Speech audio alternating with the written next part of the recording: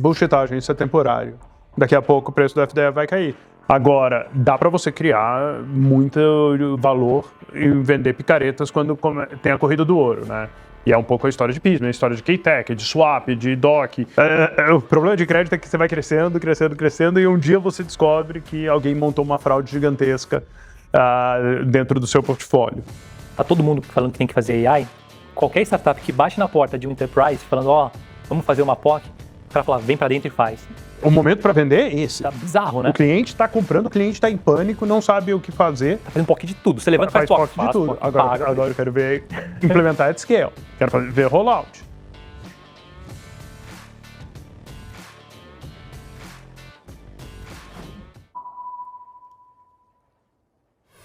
Bem-vindos ao 14B Flight Tech. Eu sou o Alan, estou aqui com o Rodrigo, meu sócio na 14B.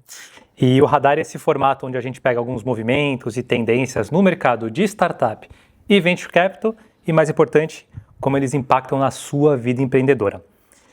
São vários movimentos que estão rolando aqui. O meu primeiro movimento que vem na minha cabeça, que eu discuti com um empreendedor essa semana, é que nos últimos anos, tanto em portfólio quanto em deal flow, a gente tem visto toda startup do Brasil querendo virar, de alguma maneira, uma fintech, né? Seja uma startup de food querendo ter conta bancária, seja uma startup de folha querendo dar crédito consignado. Enfim, são inúmeros os exemplos. Rods, você também tem visto isso? O que você tem achado? Como que estamos nisso? Cara, é um movimento tipicamente brasileiro, então a gente vê menos disso acontecendo lá fora, acho que em algum momento vai chegar. Mas é um movimento forte, né? E acho que acontece por alguns motivos. Né? Normalmente acontece no software de SMB, porque o SMB ele é mal atendido pelos bancos. Né? Existe escassez de dados sobre essas empresas e eu estar dentro do software dela acaba ajudando. Mas você tocou um business de food, né? E conta um pouquinho, que eu acho que a gente consegue tirar daí, né? As dificuldades de implementação e de retenção dessa persona menor. Sim, né? Na época de delivery direto, para quem não sabe, eu fui o fundador lá, a gente fazia um SaaS vertical para restaurante, o aplicativo de delivery deles.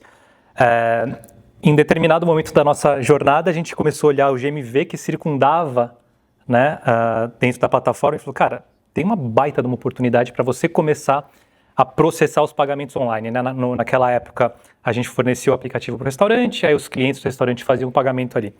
Foi naquele momento que a gente falou, putz, acho que isso daqui dá para a gente pegar um stakezinho. Aí a gente implementou um gateway de pagamento na época e alguns anos depois a receita, né, que a gente tinha, que vinha do processamento, já era coisa de 20% da nossa receita total. Né, e a gente nunca se posicionou como uma fintech.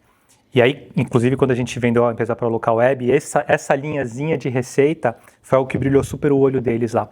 Porque a Local Web, na época, e até hoje, né, elas têm uma ferramenta de pagamento, chamava ViaPay, hoje se chama Vind, e a gente viu uma puta oportunidade de tombar Vind para todos os clientes. Né? Então, pelo menos no nosso caso, a gente, além de gerar receita, ajudou muito em M&A, e eu acho que, pelo menos na minha visão, muitos empreendedores acabam optando por isso. É um dinheiro relativamente fácil, né?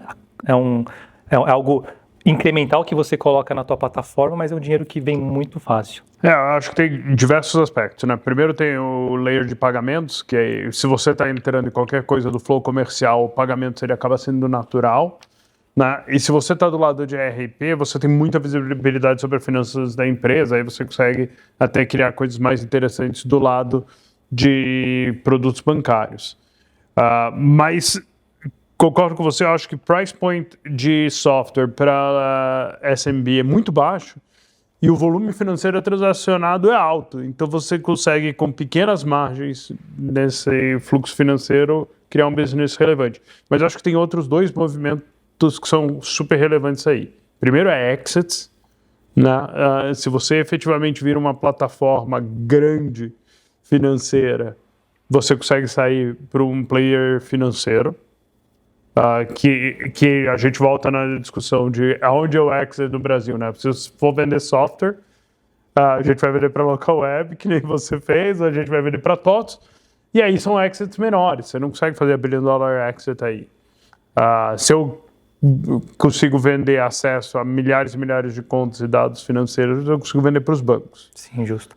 Estamos falando aqui de processamento de pagamento, mas quando a gente fala de fintech tem um espectro gigantesco, né? Tem o processamento de pagamento, tem o crédito, que você, por exemplo, no caso do delivery direto, a gente também ganhava adiantando o recebível do cartão, você tem underwriting, enfim, tem muitos caminhos. Acho que até, para quem não conhece o nosso portfólio, a gente anunciou há alguns meses que a gente investiu na Core AI, né, que basicamente é uma plataforma, vamos simplificar, de Credits as a Service. Então, por exemplo, delivery direto. Se a gente quisesse botar crédito lá para os restaurantes, a gente simplesmente plugava Core AI e aí eles tomavam conta de todo o funding, todo o underwriting. Né? Underwriting é saber se você, para quem você pode, se o cara tem crédito ou não, fazer a análise de risco e a cobrança.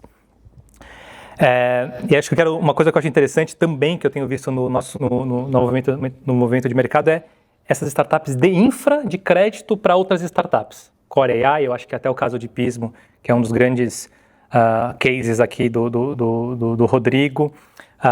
Tem um pouco disso, Swap também, que faz, né? K-Tech, Iniciador, tem um monte de gente, né? Porque... Quem ganha o jogo, então? Você acha que é mais a ponta, a infra? Eu acho que o cliente é da ponta, isso é super importante, né? Então, o cliente comprou aquele software de PDV, né? Ele não sabe necessariamente qual é a infra que está atrás fazendo pagamentos. Para ele é irrelevante, contanto que funcione. Mas o cliente é efetivamente do front-end, né? Agora, dá para você criar muito valor e vender picaretas quando tem a corrida do ouro, né? E é um pouco a história de Pismo, a história de K-Tech, de Swap, de Doc. Como é que eu crio a facilidade, né, para todos esses softwares conseguirem onboardar esses produtos financeiros, que não são simples, né? E são regulados, e tem complexidade de operação. Então, se o cara é bom de software de PDV, ele não necessariamente precisa saber pagamentos, né? Deixa quem sabe pagamentos. Esse é um dilema, porque pelo menos no nosso caso lá, o know-how de crédito, de underwriting, é um know-how que a gente, como na época, né, um desenvolvedor de SaaS vertical, a gente não tinha esse know-how. Então, se a gente tentasse criar essa máquina dentro de casa, a gente ia desvirtuar pra caramba do foco e provavelmente a gente ia fazer errado. Eu gosto muito, particularmente falando desses business de infra, né, que enable outras pessoas, outras startups a terem essas fintechs. Mas você acha que tem espaço para novos players como esse aqui no Brasil? Está muito saturado? Ainda tem muito problema que ainda não está resolvido, né? A gente ainda, em KYC, a gente já tem umas 4 ou 5 startups no B2C, no B2B tem menos. A gente ainda não tem gente fazendo com inteligência, crédito, at scale. No lado do B2B, no B2C até tem mais. Não é razoável que cada uma dessas startups tenha que aprender a fazer crédito, né? Então, acho que é um pouco a tese que nos animou com o Core. E na hora que eu olho para frente, e eu acho que aqui talvez o Brasil esteja no leading edge, né? O Brasil tem tanto uma infraestrutura melhor, com a estrutura de FDICs e com toda a flexibilização que o Banco Central fez. A gente conseguiu criar essas fintechs de infraestrutura de uma maneira muito mais rápida do que a gente viu no resto do mundo. O nosso acesso a crédito para SMB é ruim, né? Então, existia demanda no mercado e os bancos não conseguiam atender e as startups começaram a fazer. Então, acho que o caldeirão que criou essas startups no Brasil é meio único, mas eu acho que ele vai ser cada vez mais relevante globalmente, né? A gente estava discutindo na última conversa sobre SaaSpocalypse. E o que acontece é que na hora que a gente fala, tem um software de PDV, um software simples, com um cliente pequeno, esse software vai sofrer uma competição esdrúxula de preço. E a minha hipótese aí, eu não sei, eu queria ouvir a sua opinião, é que esse software simples de ponto de venda para SMB, ele vai tender a custo zero. E aí a gente vai ter uma desertificação daqui, e aí como é que eu monetizo a base que eu tenho, né? E como é que eu diferencio? Talvez seja por produtos financeiros. Então eu acho que o software vai virar um freebie que eu dou para ganhar acesso e visibilidade a esses fluxos financeiros e crédito. Eu não sei qual é a sua opinião. Eu concordo. A gente, contando até um pouco de história, eu vou sempre trazer histórias das minhas vidas passadas de empreendedor, porque eu acho que acaba ilustrando, mas a gente criou o Delivery Direto em 2015 para 2016. Né? A gente criou meio que esse conceito né, de um aplicativo próprio de delivery.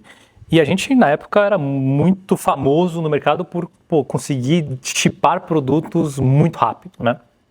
Beleza, a gente ficou top no mercado por muito tempo, até que veio a pandemia, e aí todo mundo começou a fazer delivery, né? Então, começaram a aparecer muitos concorrentes, tinha um concorrente a cada semana do delivery direto.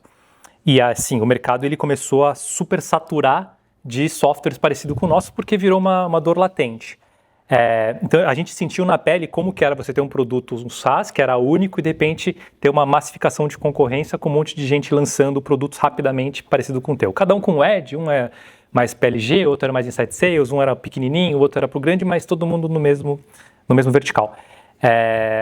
Hoje, eu tendo a achar que isso qualquer software tem um pouco disso, porque hoje o Delivery Direto, por exemplo, né, ele competiria com o sobrinho do dono do restaurante que opera Cloud Code e lança ali um link para fazer o pedido de delivery, e às vezes é o que o cara pequeno precisa, né?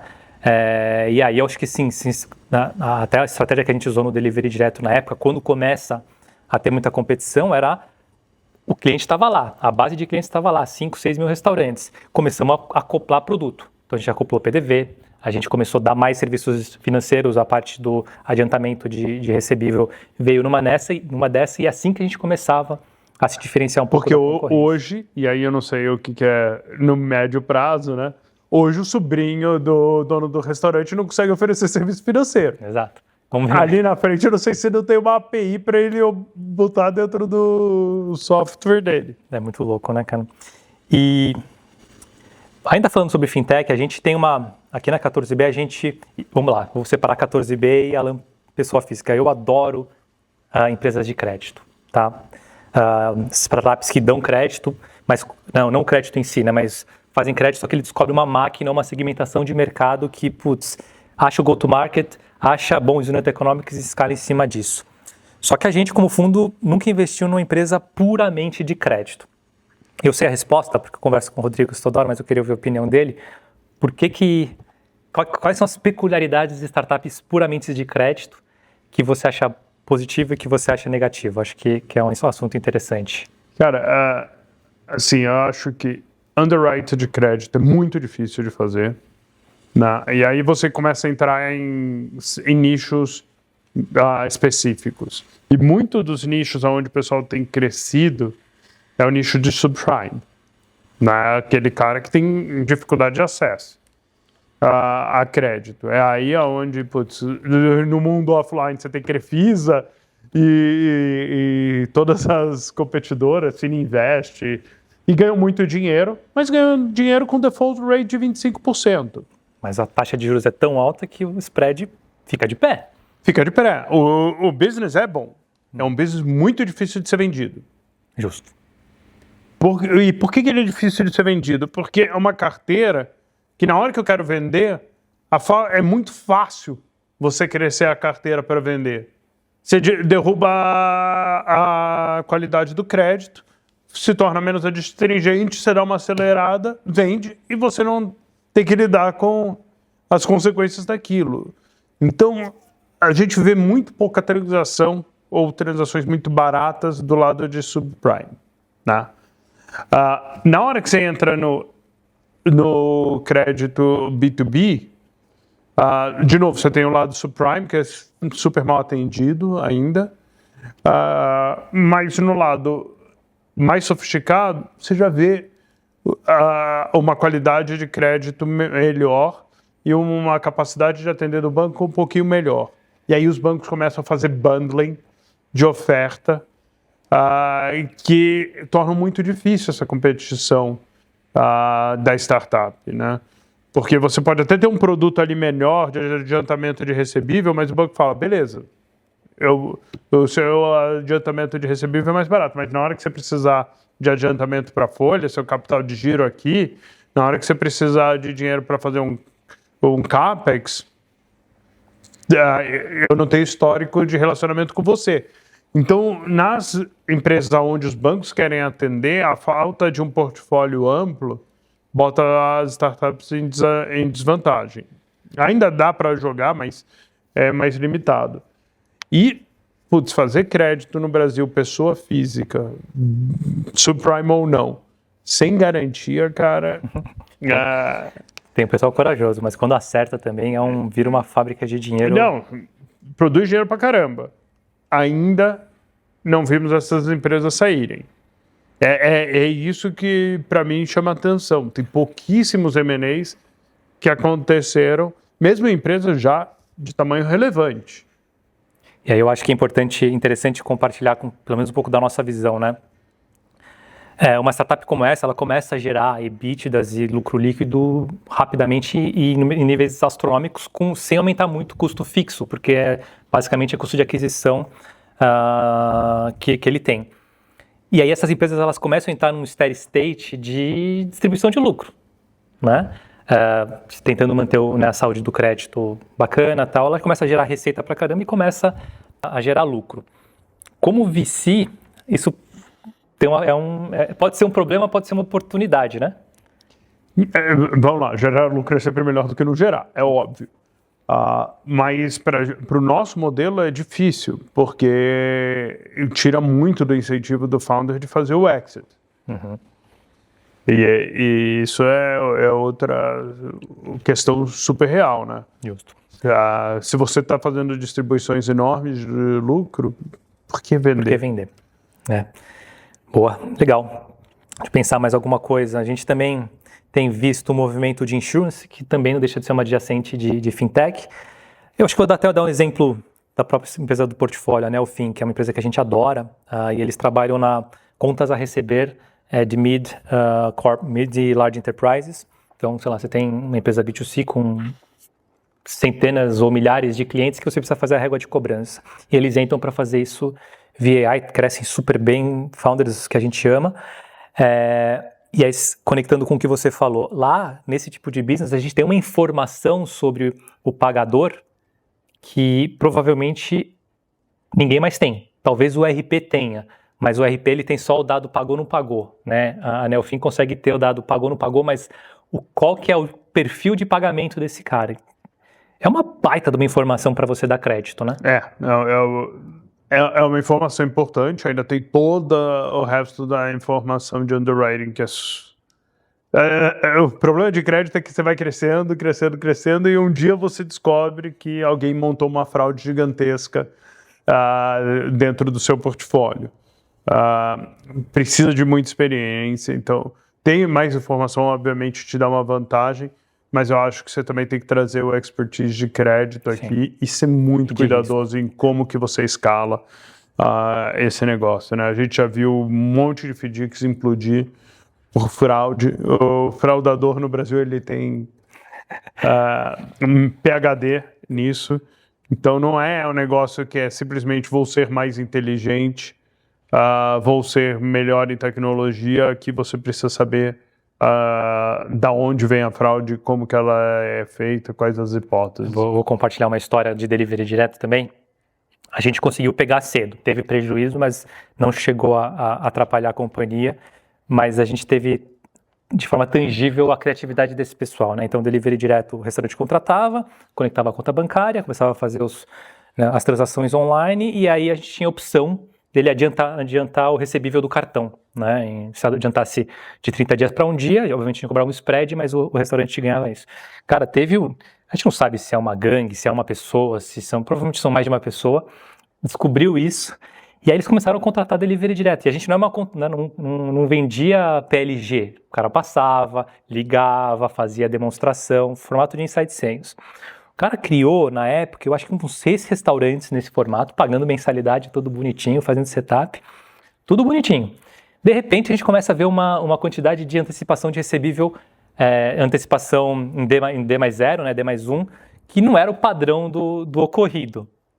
E a gente tinha um time de fraude, principalmente ancorado pela local web, que ficava monitorando esse tipo de coisa, levantou a flag, a gente cortou, e era exatamente isso, a criatividade do cara de criar contas, usar cartões de terceiro, fazer compras no online e adiantar o recebível para depois cair fora, né? E quando tem essa antecipação, às vezes o próprio dono do cartão não tem tempo de negar. Né? A Stone sofreu com isso. Foi né? assim que também fez. Empresa listada, com todos os recursos, foi se meter em crédito e a primeira vez quase que destruiu a empresa. Porque o problema do crédito é que ele é fácil, né? Você está vendendo dinheiro e você está dando dinheiro para o cara. Então a demanda é infinita. Ele vai tomar. Então, na hora que você quer entregar número, você acelera, você abre mão dos critérios de risco e você vai criando esse monstrinho lá dentro. Normalmente a fraude começa pequena, o pessoal é realmente esperto, eles testam a fraude várias vezes. Na hora que o cara achou o caminho, ele monta toda a fraude em silêncio, at scale, e um dia você se descobre com dezenas ou centenas de milhões de reais que sumiram do seu PL. Então, assim, não é algo fácil e tem que ser feito com muito conhecimento. Acho que é uma oportunidade. E aí, de novo, eu acho que a gente vai ver o resto do mundo copiando o Brasil nisso. A gente vê muito pouco payments embedado em software lá fora. Eu acho que isso vai crescer, e vai crescer rápido, conforme a gente vai vendo essa competição de preço no software. Mas será que aqui no Brasil não é assim porque juros é muito alto, quantidade de acesso a crédito é baixo, e lá nos Estados Unidos isso tem um cenário diferente? Sim, acho que começa daí, mas você vai ver a adoção nos Estados Unidos para resolver um outro problema, que é eu não tenho price point mais no software simples. Então, da onde ele tira dinheiro, se não... Com serviços financeiros. Porque até então o SaaS fechava a conta. O SaaS pagava a conta. Então, acho que a pressão vem de outro lado. Que é a história de Toast, né? Sim, Toast teve esse caminho. Bom, do meu lado aqui eu acho que é isso. Acho que também, hoje quando aparece toda startup, isso há uns anos atrás era um diferencial, hoje já virou default. Então, se você está pensando em empreender, criar um SaaS, não ter, né, no seu roadmap algo como fintech ou financeiro ou crédito ou o que for, provavelmente você vai ficar para trás. Eu não vejo mais nenhum deal acontecendo que não tem isso acontecendo. Não. Você acha que não? Assim, Enterprise SaaS não tem. Estou falando desse vertical. No SMB, talvez, acho que tem software. Aí a gente vê também softwares que não faz sentido o cara botar o produto financeiro e o maluco bota o serviço financeiro lá. Tô vendendo software de call center e eu vou botar serviço financeiro. Cara, você nem fala com a persona financeira dentro da empresa. Então, eu tenho medo das generalizações porque a capacidade criativa das pessoas é grande, né? O cara tá vendendo, sei lá, serviço de gestão de hardware e vou bater um serviço financeiro. Assim não funciona. E por que Enterprise, então, esse mix de SaaS vertical Enterprise não combina tanto com crédito? Eu acho que, primeiro, o Enterprise já é mais bem servido. Existe uma fragmentação de personas. Não adianta você chegar para o atendente do call center e falar para ele que ele tem agora um gateway de pagamento dentro do software. Ele não tem esse poder decisório. Quando você está vendendo para uma SMB, o cara que opera o software, ele provavelmente muito próximo do dono. Então, a persona ele é mais bem atendido, a persona é mais fragmentada. Eu acho que vai por aí. Boa. Vamos para o próximo? Vamos. Eu te separei mais um. Se você quiser jogar alguma coisa aqui no campo, a gente conversa. A gente está nesse mercado, a gente vê os movimentos e tudo mais. Em Q1 de 2026, a gente está no meio de Q2. Eu comecei a buscar lá no Crunchbase e tudo mais para ver para onde que foram os dinheiros de VC. né? Foram 300 bilhões de dólares ali investidos por Venture Capital, só que 80% desses 300 bilhões foram para as grandes empresas de AI, né? Sei lá, OpenAI levantou 122 bi, Anthropic 30, sobrando pouquíssimo dinheiro, né, para o resto do mundo. Um puta de um power law. E aí eu queria escutar a tua opinião, Rods. O que você acha? Cara, como que isso impacta para empresas, tipo, para startups brasileiras que não são frontier models, que não estão fazendo essa parte mais infra, que estão fazendo aplicação? É um bom momento? É um mau momento? O que você tem na tua cabeça, hein? A vida tá muito dura. E tá mesmo, assim, a gente já vem no mercado. Vamos lá, vamos começar no topo da cadeia aqui, que é o investidor de venture que investe no fundo de venture cap, né? Que são as fundações, os endowments, o grande dinheiro que investe em venture capital. Esse pessoal já vinha com um problema de liquidez, porque há 4 anos a gente não tem IPOs e tem pouquíssimos M&As para fazer. Então eles receberam pouco dinheiro e eles ainda estão recebendo chamadas de capital dos fundos que eles tinham compromissado lá atrás. Essa já era a situação, né? Aí a gente tem uma aceleração de gasto de AI e entrou nesse hype que o mundo só vai ter OpenAI e Anthropic e talvez mais uma outra empresa. E o pessoal resolveu alocar esse pouco dinheiro que tinha direto em rounds secundários muito late stage dessas empresas, né? E as empresas estão consumindo capital. Então, tanto no primário elas consomem capital, mas como criou-se essa narrativa de que só existem elas no futuro, a gente também vê os LPs entrando isso na secundária. Então a gente já tinha pouco capital, muito do capital está indo para elas, o que faz os fundos terem muita dificuldade de captar. E aí a gente vira esse ano, né, e os fundos que estavam programados para vir captar em 27 adiantaram um ano, porque eles estão gastando muito dinheiro em AI. Então, tem um engargalamento e falta de liquidez hoje nos investidores tradicionais de venture, que assim, é muito pior do que eu via 2 anos atrás, quando ninguém queria investir em venture. Agora o pessoal até quer, mas quer em nomes específicos. Então, tem uma secundária de OpenAI, você vai vender isso muito rápido.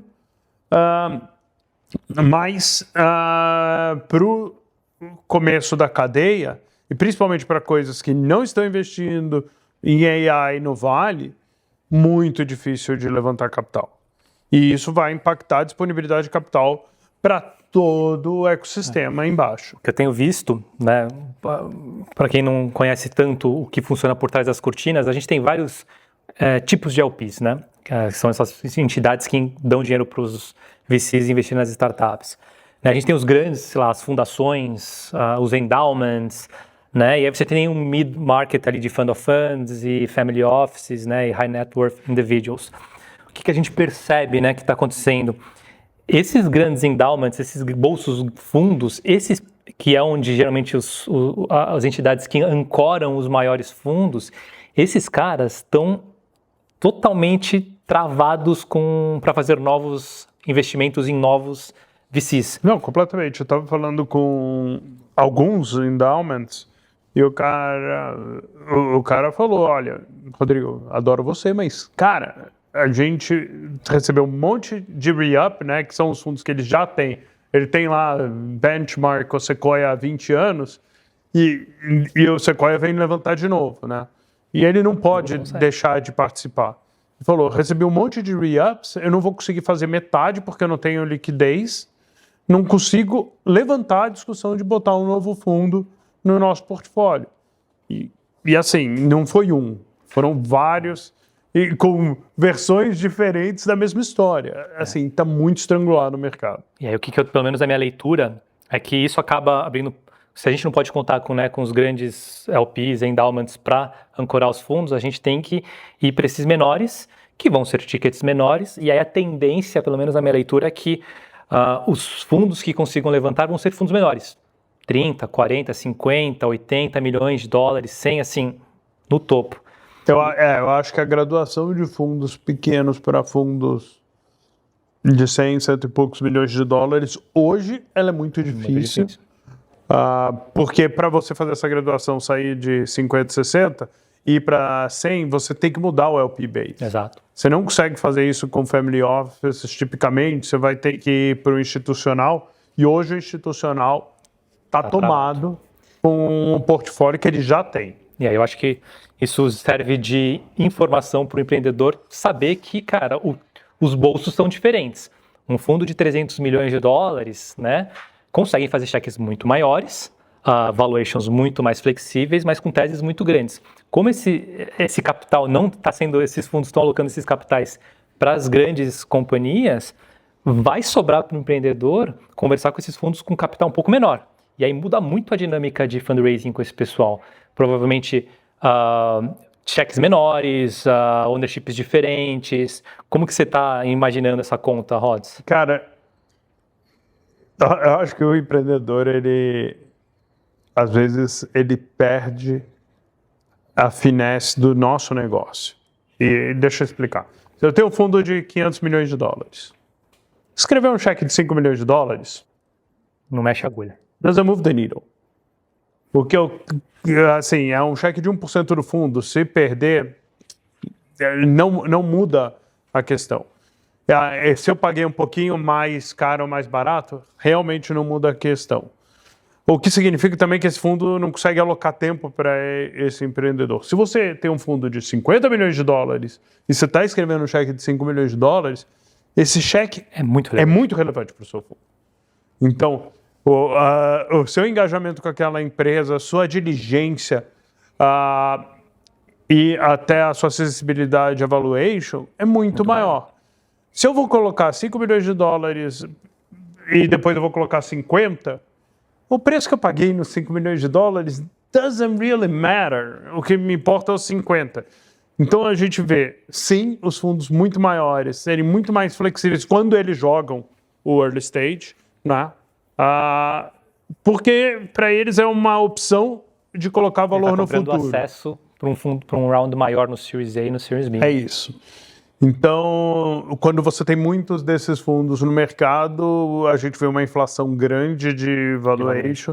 Quando você vê esses fundos se retraindo, porque eles estão tão busy com os deals de 50 milhões de dólares, né, que aí eles não conseguem nem botar no pipeline fazer um deal de 5, aí o mercado volta um pouquinho à racionalidade e a deals onde o investidor ele está efetivamente avaliando a sua empresa e não comprando uma opcionalidade no futuro. Acho que a gente tem visto a própria normalização dos valuations no comparativo ali com 21, né? Hoje, um pre-seed você vê de 4 a 8 milhões de dólares, na média, né? Sempre tem os outliers ali, e seeds de 8 a 15, né? Coisas que 21 eram outras cifras, né? 21 você começava, PowerPoint vale 10 milhões de dólares, e depois o seu seed é a 25, 30.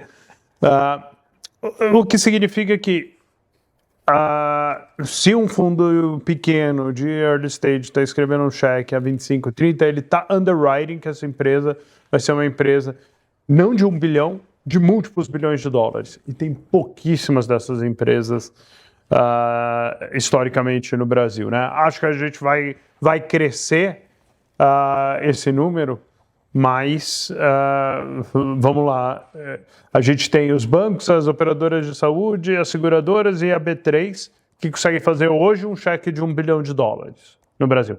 Tem a Petrobras, a Vale e a VEG, mas essas não vão comprar tecnologia. Então, essas estão fora do nosso exit market. O resto, né, você pega a TOTVS hoje está treinando a 4 bi de dólar.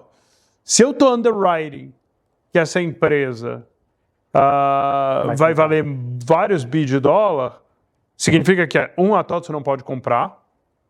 Se a TOTVS não compra, não tem comprador nesse mercado de software no Brasil, né? Então eu estou fazendo underwriting de um IPO. Você começa a colocar casos cada vez mais extremos e cada vez mais improváveis de sucesso.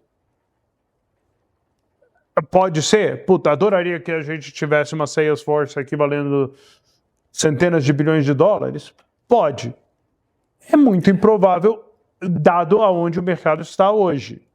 20 anos para frente, puta, tomara que a gente chegue lá. Esperamos. Muito bom. E aí, mais algum movimento que... Cara, acho que a última coisa que eu tenho visto e que tem me chamado a atenção é que FDE virou moda. Né? O cara não consegue resolver o problema de produto, toca o FDE. O cara não consegue resolver o problema de vendas, tá com o FDE. O que é o FDE? Para mim é um prestador de serviço bem vendido, né? Um prestador de serviço. Deixa eu dar um pouquinho de cor. Eu sou bullish com esse novo papel. FDE, a tradução é Forward Deploy Engineering. Quem criou isso daqui foi a Palantir, há muito tempo atrás, porque a Palantir, trabalhando com dados sensíveis, não conseguia vender isso. Então tinha que botar um engenheiro top tier nas companhias para fazer a implementação do software deles, né? E cara, qualquer circuito de startup que você vai agora, esse papel tá sendo falado, né? Até, acho que job postings dessas Google postando, nesses Indeed da vida tá 10 vezes mais publicações. E aí o que a gente tem visto, né? Aqui no Brasil, contratando ex-founders, McKinsey, para ser FDE. E qual que é o papel desse cara, né? É um cara sênior, às vezes um engenheiro sênior, um cara que tem visão de negócio e tem visão de tecnologia, entra na empresa, scan, né, entende todas as dinâmicas, começa a implementar a ferramenta de AI conectado com tudo, quase que um papel consultivo. Eu gosto, eu acho que é interessante, porque tem algumas coisas que eu vejo, né? Eu acho, vamos lá, eu acho que faz sentido num caso e somente num caso. Qual? Que é no caso onde você é uma plataforma. E você é flexível o suficiente para você conseguir desenvolver vários use cases em cima de você. Palantir faz sentido? Puta, Palantir faz sentido. Para Anthropic faz sentido? Para Anthropic faz sentido. Mas o que está me incomodando é o cara tem um software de PDV de restaurante e está colocando FDE, porque o produto dele, que deveria ser um produto self-service, não é. O cliente não sabe usar, ele pega e bota e faz um outsourcing de serviço. Mas sabe por que eu acho que está acontecendo isso? Não vou falar do SMB, vou falar um pouco do Mid e Enterprise. Está vindo uma coisa top-down, né, do C-Level falando, cara, implementa AI, e as pessoas estão tão perdidas que quando vem um cara de fora falando, eu sou um FDE, entendo, eu entro aqui, entendo a tua companhia e faço a implementação de AI, cara, todo mundo... Sim, mas esse é o papel da Accenture. Mas então está substituindo, não está? Sim, só que você está criando uma empresa de serviço. Se você não tem uma plataforma que consiga transformar essa receita de serviço em AR, em software cost, seja lá, software AI, doesn't matter, é tudo a mesma coisa, e esse se torna um serviço permanentemente de virar dev do seu cliente. Mas eu entendo que no passado a conta não fechava porque não escalava, você vendia uma hora. E agora que um FDE consegue ser 10, 15, 30 vezes mais eficiente do que produzir 30 vezes mais. Bullshitagem, isso é temporário. Daqui a pouco o preço do FDE vai cair. Eu cobro $10 mil o meu FDE por mês, você cobra 5, ele cobra 3, vai estar refletido em preço. Isso daqui não é permanente. Mas você não acha que isso também aumenta o lock-in? Uma vez que tem a startup, botou um FDE lá dentro... Mas se você é uma plataforma... No caso de ter plataforma, você não acha? No caso de você ser plataforma e conseguir amarrar várias áreas da empresa. Mas se pegar o caso de uma empresa do nosso portfólio, que não botou FDE, graças a Deus, mas Pupila. Pupila é um software que serve à área de marketing da empresa. Eu não vou conseguir aumentar, expandir para outras áreas dentro da empresa. O que eu tenho que fazer é uma implementação bem feita, e aí é um serviço de implementação, garantir que o cliente está funcionando e move on. Agora, se eu sou OpenAI, se eu sou Palantir, que eu entro aqui, faço financeiro, faço RH, faço isso, faço aquilo, aí é outra questão, mas tem talvez 3 empresas no Brasil que sejam plataformas nesse nível para justificar botar um FDE dentro do negócio. O que está acontecendo, né? A gente está precisando cada vez menos de devs internos, porque a produtividade está crescendo, estamos liberando dev, o cliente está em pânico porque o board está enchendo o saco, o cliente fala, eu não consigo implementar, vem você. Beleza, Só que você está virando uma empresa de serviço. Não tenho como discordar disso daqui, mas que é um movimento que está acontecendo e eu tô pagando para ver, eu tô curioso para ver, porque eu acho que acaba gerando sim um stickiness do produto. Eu acho que é uma oportunidade de o cara, se ele tem uma plataforma, se ele tem um software que é uma plataforma, de começar a pegar outras áreas e cada vez mais enraizando. Só que a gente não tem softwares de plataforma no Brasil. Nível Pentropic, não, mas um point solution que faz, enfim, você acha que não pega? Me dá 2 exemplos. Não tem. Bem, é tudo tão novo. Talvez Neospace, talvez Alpha Synthesis, mas assim, essa empresa ainda está trabalhando com um cliente. Assim, não existe hoje empresas, e a outra coisa é ticket, né? Uhum. São pouquíssimas empresas que vão conseguir vender contratos de 5, 6, 7, 8 milhões de reais no Brasil. E muito abaixo disso... Aí a conta não fecha. A conta não fecha. E aí o seu FDE virou o core da sua oferta, você virou uma empresa de serviço, você virou Accenture. E aí eu acho que tem uma outra coisa, não é especificamente de FDE, mas que eu também estou percebendo na movimentação de mercado. Como está todo mundo falando que tem que fazer AI, qualquer startup que bate na porta de um enterprise falando, vamos fazer uma POC, o cara fala, vem para dentro e faz.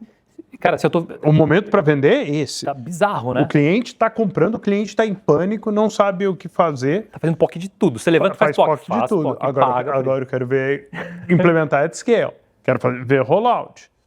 Porque a POC tem um pouco, vamos falar que toda POC tem FDE, mas ela tem esse caráter um pouco de vamos entrar, vamos escutar, vamos customizar um pouquinho aqui. Sim, acho que é parte do aprendizado, mas, vamos lá. Para mim, onde FDE faz sentido? Onde você tem plataforma e consegue efetivamente criar os use cases, né? Não por acidente isso nasceu dentro de Palantir. Né? E quem está pushing a conversa sobre isso é OpenAI, Anthropic, são os caras de plataforma. Né? E aí todo mundo acha que, não, putz, eu tenho um software que faz agendamento de curso de beleza. Não, vamos botar FDE. Gente, não faz sentido. Eu estava conversando com outro empreendedor também, que vendeu empresa, tá naquele momento mais sabático. E olha que engraçado, como ele conhece muita gente, e muita gente fora desse ecossistema de empresas tech, de economias reais mesmo, e também essas empresas de economia reais, eu estou falando de empresas média, grandes, também estão com essa pressão de AI.